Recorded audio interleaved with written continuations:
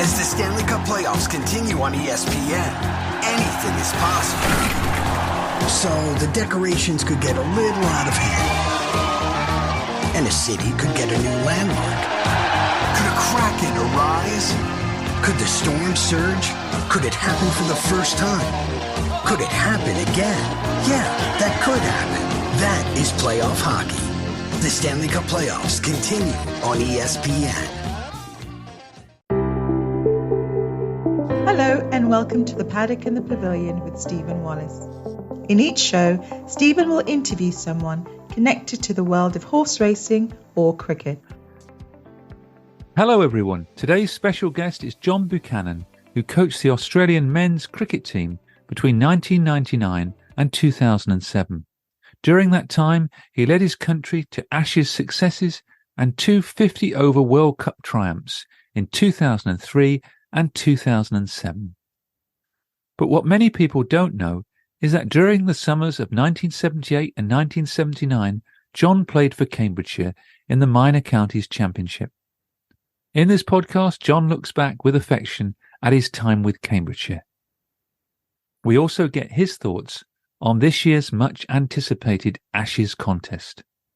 You will also hear from Cambridgeshire stars of the past, Alan Ponder and Nigel Gadsby, who both played with John, along with former Hertfordshire opening bowler Bill Merry, who played against him in 1978. Opening up the podcast, as he did many times for Cambridgeshire, is Nigel Gadsby. Cambridge has got a very rich history, and he's certainly part of it. You know, we're very lucky to not only have John Buchanan, who went on to coach and manage Australia, probably coach actually, and we also had Duncan Fletcher, who went on to coach England. So we've got a sort of some very famous characters who have played with us. So we're very lucky to play with them, and also have been fantastic cricketers and gone on to greater things in the cricket world. Hello, John. Thanks for joining me on the Paddock and the Pavilion to talk about your playing days with Cambridgeshire in 1978 and 1979. Thanks, Stephen. Lovely to be here. And as we were just discussing off air, it's a long time ago and memories fade, but we'll try and do our best to recall some things anyway. Well, I hope they were happy days. They were. I really, really did enjoy the time I had in Cambridge. I mean, obviously I was pro at Oldham in the Central Lancs League, and two contrasting probably competitions as well as clubs you couldn't really imagine, because Oldham was just the pure working class club. We had a little oval at the back of some dingy sort of lanes, and the clubhouse was falling apart. The bar wasn't much better, only propped up by everybody that was in there, I think. And then to spend the second half of 78 at Cambridgeshire and then 79, it was just, a real breath of fresh air, because the cricket was different too, of course. Central Lancs was all one-day cricket, whereas minor county cricket was 2 days with, I think it was an enforced, well, it wasn't an enforced follow-on, but there were no bonus points, I think, after 60 overs or something like that. And so it really made teams work about trying to get a result in 2 days, which made it really interesting cricket. But the countryside, I was fortunate enough to be housed with Brian Gadsby and his wife and very young son at that stage, Nigel. I can't remember whether there was any other family members, but it felt like I was in the, landed gentry, beautiful fields and farming areas and open space, and generally it was clean and sunny, and just what I thought English cricket was all about. Well, let's go back to the 1970s, late 1970s, to find out where you were as a cricketer at that time. Yes, look, I'd been Brisbane Cricket of the Year for 2 years, and I had basically had what they term a human movement studies degree, so a Bachelor of Human Movement Studies, which was really an advanced form of physical education degree. I'd started working, but I was in the state squad from probably Queensland state squad, that is, from probably about 75, 76 season. And a whole lot of guys within that state squad were always travelling to England, playing in various leagues. And, when I started following cricket, probably when I was about 6 or 7 on the radio. And it was Australia's tour of England in 61, I think that would have been, somewhere in thereabouts. And just it fueled and fired so many dreams and passions about the game which I never and still have today. So I tried to follow those dreams as far as I could, and so I managed to, as I said, get into the state squad. And I was always following county cricket as a young fella. I'd have all the cricket magazines. I'd be writing away for autographs, and I'd follow different teams or different players, and so it just seemed to me that I needed to go to England to play cricket at some point in time. So I think I wrote to a whole range of leagues and various teams within those leagues, and it was Oldham that came back and offered me a professional role in 78. I think I was paid the huge sum of £500, I think, for the season, and a friend of mine and I, we decided we'd both go together. So I was the pro and he was the amateur, Ryan Rubb, and so we just headed off and landed in Paris and hired the old ugly duckling, the Renault, I think it was, and Renault, which had the sunroof and the gear stick on the dashboard, and we decided we'd tour through Europe before we got to England to start the season. And somewhere along there, I was awarded the Brisbane Cricket of the Year again. So I was flown back to Brisbane and awarded the gong, and then flew back to where I'd left my mate in Frankfurt. He picked me up and we continued the journey. So that was kind of 78, and it was all about just gaining experience, more experiences. That was really the whole part, really just trying to fine-tune your game. And I remember the first game that we played as Oldham, it was against Littleborough, and Joel Garner was their pro. And in fact, it was actually snowing, so we couldn't start the game on time because it had clear the snow off the ground. And then it came time to toss. We tossed. And whether we must have lost the toss because we were sent in. And so the captain came back into the dressing room and said, right, we're batting. And then he said, well, who's opening the batting? And of course, nobody put their hand up because Joel Garner was the opening bowler. My mate put his hand up, and as pro, I was sent in as number 3 with the job of just trying to defend Joel Garner while everybody else tried to score runs at the other end, So that was kind of the beginning and the learnings of being a pro and playing in Central Lancs League. And somewhere through that, and we were working, I think we were boarding with a bloke by the name of Bob Blair, who'd been a New Zealand Test cricketer, and he was pretty instrumental in getting a whole range of players over into Central Lancs League for different clubs and so on. And we ended up housing with him for our stay.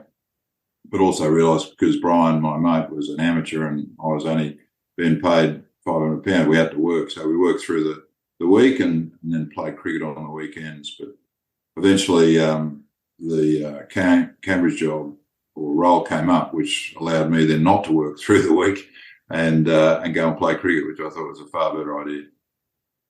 How would you describe your batting in those days? Must have been, it's not the best start when you're playing Joel Garner on a... My batting was okay. I was basically an all-rounder. Eventually, 79, if we came back from, I think it was 78, 79, I can't quite remember now. But anyway, somewhere in there, ended up opening the batting for Queensland for a season or so and not bowling, whereas really my main forte was just sort of medium-pace bowling, in-swing and batting a bit. But so I really enjoyed the role. really enjoyed the Island. Particularly, there was the likes of Joel and Colin Croft, Franklin Stevenson, and of course Derick Parry was there. There was a good smattering of real international class professionals in the league, and they had some pretty good local players as well. So how did the move to Cambridgeshire come about in 1978? Yeah, look, I'm not 100% sure. I think I was looking to try and play some cricket. I may have actually contacted a range of county clubs or minor county clubs again to see what opportunities were there. And I'm pretty sure it was probably Brian that contacted me and said, would you like to play which turned out to be probably the second half of the season with Cambridgeshire. So, I said, definitely. And, that began an association of a season and a half anyway. In this clip, John's captain at Cambridgeshire, Alan Ponder, recalled his memories of the then young Aussies' move to the county, which he thought originated from former Cambridgeshire players David Farey and Brian Gadsby. I do know they used to go up to visit the sort of Lancashire leagues and either see people playing or word of mouth or whatever. So I guess it came about, they obviously went up there one weekend and perhaps saw him play, and I guess that's how it came about. I can't be more specific than that. Because in those days, there was lots of overseas players playing in minor county cricket. Yes, there were, definitely. And most of them were playing up in the Lancashire League as well. And Cambridgeshire were very fortunate. We had Terry Jenner, 1971-72, a chap called Peter Swart, who was South African, played about 75-76, Duncan Fletcher, 1977, I think. And then John Buchanan, 78-79, Derick Parry. And the other sides, I remember Lincolnshire had Hartley Lane playing, a chap called Junior Williams, who opened the bowling for Jamaica, Dilip Doshi at Hertfordshire. Just about every minor county would have a quality overseas player, most of whom were playing Test match cricket. You made your Cambridgeshire debut at Fenners on the 7th of August against Hertfordshire. I know it's a long while ago, John, but what do you recall of that match? You had a good game. Yeah, probably not a lot, really. I know you were very kind in doing a bit of research and sending me 3 scoreboards, and I must say, apart from the Edrich sharp one, I quite enjoyed reading the scoreboards that you sent through. But yeah, I really don't recall too much about the game itself. Probably just that I was very keen to do well, and I'd heard a lot about Fenners just through history and touring teams playing there. So I guess from a personal point of view, I really wanted to do well in my first game. So probably fortunately I did. Well, you batted 4. You got 4 and 28 in the 2 innings. Cambridgeshire got 112, Lincolnshire then 126. Then Cambridgeshire went in again and got 111. So 28 is quite a big score in that. And then Hertfordshire were bowled out for 78. And you had figures of 17 overs, 11 maidens, 3 for 12. Yeah, well, I'm happy with that. I guess, maybe, that's a pretty low scoring game. My recollection of Fenners, or at least the history of Fenners, was to say this is a beautiful batting league. Everybody scores lots of runs at Fenners, but obviously in that match there wasn't that many runs scored. And I suppose my bowling was, as I said, just medium pace and in swing, but it did rely on accuracy. I guess maybe those figures told the story, and the wicket, by the sound of it, must have helped the pace that I was bowling at. So, in the end, it was a reasonable debut, and happy to have put that performance on the board for Cambridgeshire. One person who was playing for the opposition in August 1978 was Hertfordshire opening bowler Bill Merry. Bill, what do you remember about the 7th and 8th of August 1978 when you're playing for Hertfordshire against Cambridgeshire featuring John Buchanan? Well, John was new to us, and I don't think he had a big reputation as one of the professionals in there. So, but we always enjoyed playing at Fenners. I remember it being a bit of a rain-affected pitch. It's quite significant because the 8th of August is my birthday, and that was the day that we ended up losing it. And I certainly remember Harry Latchman playing for Cambridge. As well as the usual suspects, so we got to know them because we always played Cambridgeshire twice in that eastern sort of division. So people like Alan Ponder and Dougie Collard and Martin Stevenson and Derick Wing were sort of familiar faces that we played not only in club cricket but also in those minor county games. So I think the disappointing thing for us was that at the end of it we had less than 100 to get and finished sort of 20 short, despite Brian Collins, who was not renowned for his batting, getting, 25, 30. But yeah, disappointing. I bagged a pair in that. I wasn't going to mention that. And on your birthday, you must have bagged a pair. I bagged a pair, yeah. But disappointing match. It was a disappointing match. And no score of over 50 in the whole game. No score of over 50. No, nobody. I think Cambridge got, 110 or something twice. And as I say, we just needed 98, which you'd have thought we'd have found a way of doing it, but the batting had failed all year, so it was not a good year for us. And along with John Buchanan from Australia, there was lots of overseas players who played minor county cricket in the 70s and early 80s. There were.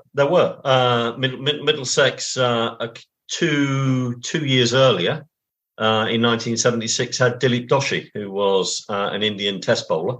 And he was instrumental in Hertfordshire beating Essex in the Gillette Cup at Hitchin. So being brave enough, batting, got 165, and an Essex side that included Graham Gooch and Ken McEwen found it very difficult to score against Doshi, who got 4 wickets, and our off spinner was a guy called Robin Johns, who was an Oxford Blue. I think Robin also got 4 wickets, so it was great fun. There were, there was a number of players, not only overseas players that were coming in there, but there were also some good cricketers that came out of minor county cricket that went on to play county cricket, and in fact some of them test cricket. So Dean Headley played minor county cricket, Wilf Slack played minor county cricket, Paul Taylor sort of played minor county cricket, Mark Eilert minor county cricket, all came through and went on and played test cricket. So John was entering quite a tough standard of cricket then, wasn't he? Yeah, he was, because I don't know John's first class record. He came from Queensland, didn't he? But I don't know how much first class cricket he played, but he obviously made his name as a coach. In fact, that particular game ended up having a big Middlesex connection because Harry Latchman was ex-Middlesex.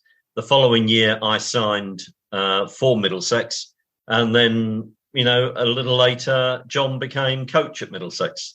So at the time, who would have known?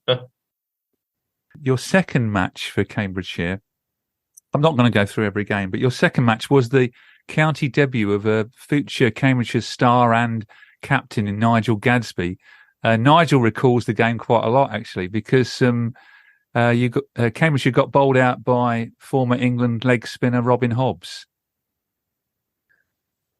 You played a couple of games with him, including your debut against Suffolk. Do you remember batting with him? No, well, to be honest, I didn't bat very long at Suffolk. My debut was I remember at Mildenhall, and the first innings I only went in for a couple of balls, and I got 1 not out, and then Alan Ponder declared. In the second innings, we were set quite a lot of runs, and we were struggling, and I went in and I had to face Robin Hobbs. And I remember, because he was a very famous leg spinner who played for Essex for many years, and I kept thinking to myself, is he going to bowl me a leg spinner, a googly? And I think he bowled me a straight ball, a very ordinary straight ball, and I was plumb LBW. So I was there for a very short while. I'm pretty certain I got 0. I did get 1 in the first innings, so at least it wasn't a pair. And I don't think I batted with John Buchanan because I was there for such a short space of time that I'm sure he had been in before me, probably. I do remember the leg spinner, that's for sure, Robin Hobbs. But I don't recall the game. But it was good to know that Nigel was making his debut, and obviously, as I said before, I was very lucky to be looked after by Brian and his wife. They're at their what seemed to be a mansion for me, compared to where we were in Oldham. And every time I got down there, really enjoyed their company. Certainly enjoyed the food that was being put on, and then enjoyed the games after that. It might be easier for me to. I can recall just a couple of things that stood out for no particular reason, I suppose. One was obviously second year round, Derick Parry came on board. So we'd play league cricket Saturday and a lot of times Sunday for their Wood Cup championship in Central Lancs. And then I had my wife to be with us second year. So we would then drive and pick Derick up, and he'd sort of sit in the back of the car, and as most West Indians would do, you wouldn't hear too much from him by the time he got into the car to the time he got out of the car. He was just enjoying sitting back, being pretty casual and having a bit of a snooze. But he was a lovely guy, just a really lovely guy, and he obviously did very well at Cambridge himself. Test cricketer, off spinner, hit the ball really well. And I do remember trying to catch up with him on a couple of tours to the West Indies, but he was just on a little island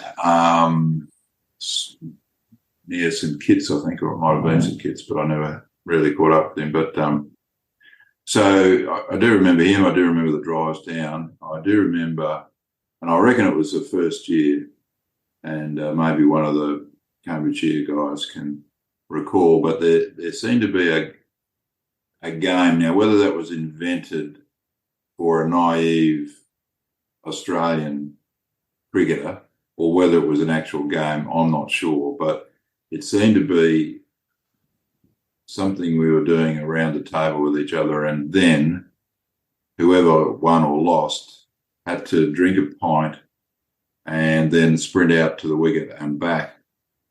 And I do somehow recall I must have had about 10 sprints or so that night, and I've never felt so crook the next day. I think the Gadsbys had to put up with me that night. I don't think I disgraced myself, but I must have gone pretty close.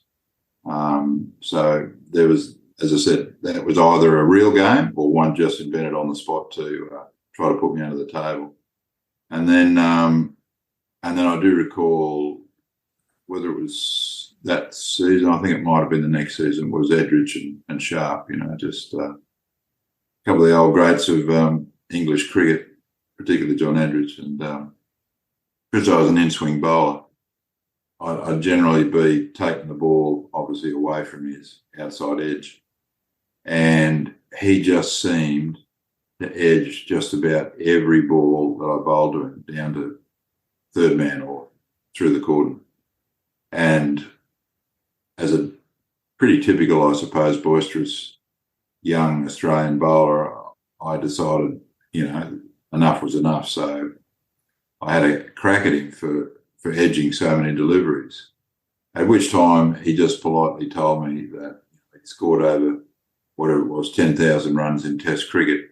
And he said a huge percentage of those was played with that shot, just taking the ball off the edge and down through the slip scored, the third man to keep ticking the score over. So he very quickly put me in my place, and both of them really put, I think, us in our places with a big partnership in that game. Yeah, John Edrich and Phil Sharp were both playing for Norfolk, and I think John had only 4 years previous to that, in 1975, scored a 150 against Australia, Lillian Thompson. So yeah. he still knew how to hold the bat, that's for sure. What about some of the characters that played for Cambridgeshire? Can you remember some of the other players you played with? Because you opened the batting and the bowling, opening the batting with Martin Stevenson. You put on 100 in one game with him, and also Alan Ponder, the captain. Yes, I do recall that. I really liked Alan. As a competitor, and from behind the stumps, he was always trying things, and he obviously gave me a fair bit of bowling, so I suppose that's why I liked him as well. But no, look, it was just nobody kind of stands out to me at the moment, and that's probably due to my memory, not so much to the individuals, but I just found it a really, really good dressing room, just a wonderful bunch of guys who enjoyed their cricket, tried to play it, as competitively as possible, tried to look to win games wherever they could possibly do that. And then after the game, we enjoyed each other's company, enjoyed the company of the teams that we were playing against. And, that's why I really look forward every sort of midweek to be able to come down, or whenever the games are on, to drive down from Oldham and join them and then see what we could do over the 2 days. So I should say, and it is true, I have really fond memories of Cambridge, except the memories are very short in terms of what I can remember, except to say it was just a really good time, really good cricket, really good people. And, and it certainly helped my cricket in terms of playing against different quality of players, different type of players, different style of game. And certainly my game benefited from being amongst them and in that sort of competition. How did you find the pitches? Well, I think they must have been to my liking from a bowling perspective. I think probably batting-wise I tended to struggle a bit, which, to some degree I did in Oldham as well, although second season I was a little bit better. But generally where I'd come from Queensland, I suppose the ball tended to come onto the bat a little bit more and probably a little bit straighter, whereas over there a little bit slower, sometimes a bit lower. And I just wasn't able to really adjust my game to the conditions as well as I would have liked. But I guess that was something that maybe I learned over time. But you did top the bowling averages for Cambridgeshire in both years you were here. Well, as I said, probably that, part of the explanation there is that the wickets did suit my style of bowling. As I said, it was just medium pace and a mixture of in-swing and a bit of cutting or seam bowling. So, and accuracy was really the cornerstone that I built through that season and the next season with Cambridgeshire, plus being pro at Oldham. Let's find out from Alan and Nigel about John's qualities as a cricketer. What were John's qualities as a player? Well, he was he was a fantastic bowler in minor counties. It's quite unusual, really, because he was signed primarily as a batsman. He opened the batting for Queensland in state cricket in Australia, but very rarely bowled. If he did bowl, he was sort of like the fifth or sixth seamer. But for Cambridgeshire, it was complete reverse. He actually struggled with the bat and found runs difficult to get by. But as a bowler, he was just magnificent. His bowling stands up with anybody that's played for Cambridgeshire ever, I think. Johnny Warder was probably the most successful, and John's bowling stands up with that. I think he took, he didn't play that many matches, but I believe he took 39 wickets at about 14 and a half each, and a very economy rate of just under 2.5 runs per over. He was a brilliant bowler. He wasn't quick by any means, but coming down from the height he came from, and he moved the ball in nastily into the batsman with in swing or off cutters, and was very difficult to play. He really was very difficult to play, and when he wasn't taking wickets, he was very hard to score off. It was terrific. Any memorable performances you can recall? Yeah, I think the most memorable, I think, was against Lincolnshire at Wisbech in 1979, and he took 7 wickets in the first innings and another 4 wickets in the second innings. So, yeah, 11 wickets in the match for just over 100 runs, I think. It was a terrific performance against a quality Lincolnshire side. They were very strong in those days, and that was a fantastic performance. How did he fit in with the group, and what sort of character was he? Yeah, he fitted in really, really well. He was actually quite a quiet character, which is quite unusual for a lot of Australians. But no, quite quiet. A very thoughtful cricketer, and not totally surprised, that he went on and became so successful in his coaching career. But yeah, he fitted in really, really well. He was one of the lads. Yeah, very good. Yeah, really, really top man.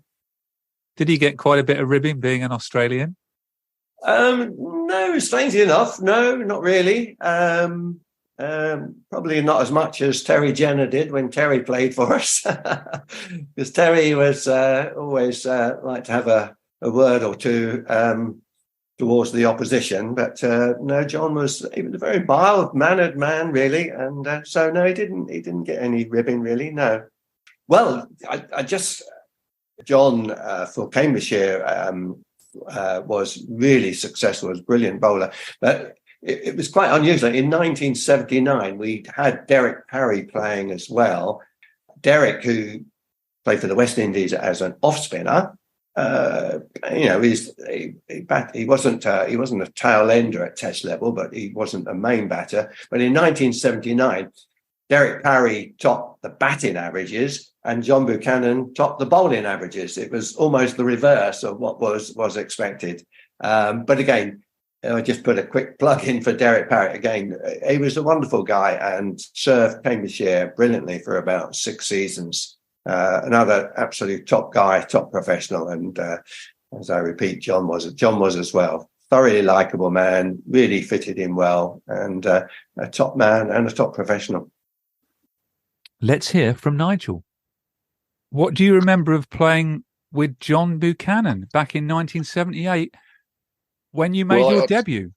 Yeah, I remember him as the tall Australian professional who was probably a typical buccaneer in Australian with a big moustache, and for me being a youngster, sort of the new boy in the team, he was quite a daunting character. But obviously he was quite a friendly character, and he wasn't probably in the Merv Hughes mould of a sort of aggression and everything. He just was a very good cricketer, and it was just like all these professionals, especially the overseas, which we used to play with years ago.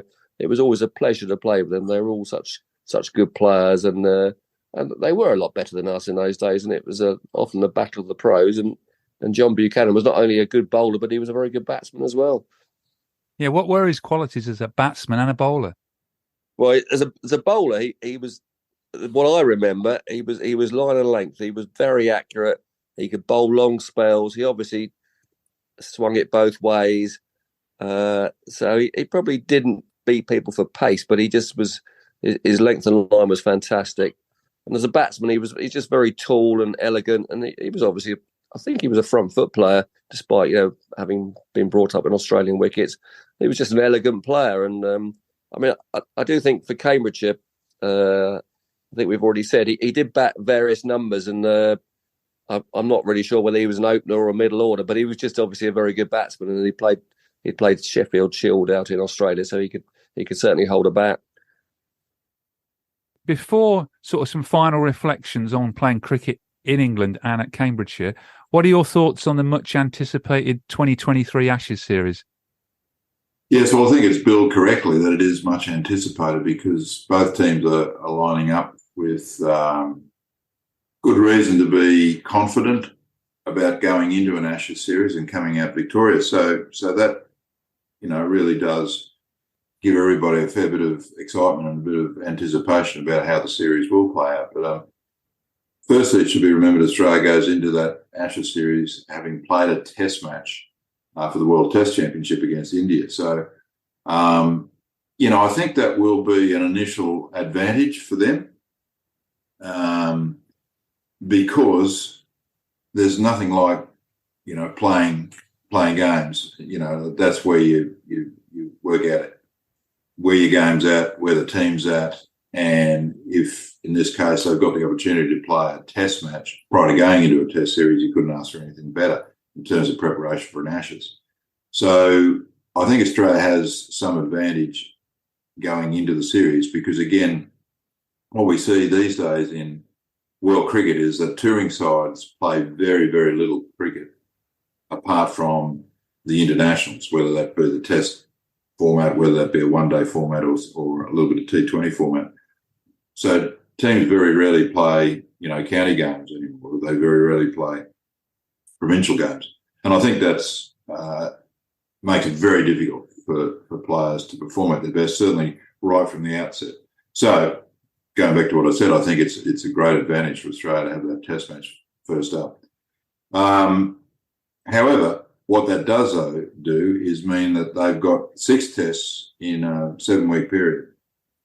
That is physically and mentally going to test that squad. Now, again, one of the advantages that they have, which they wouldn't normally have apart from being at home, is that they've got a number of players playing county cricket. So if somebody gets injured or somebody is not scoring runs or not taking wickets, I think they've got enough backup players, quality backup players playing county cricket that they could call upon for replacements if needed. So that's the real plus. But I really like the way that England are going about their job. Obviously, it's been termed Bazball. But I think more importantly, what it is that there's a real culture of confidence in the dressing room. I think there's a real sense that they can win games from anywhere at the moment.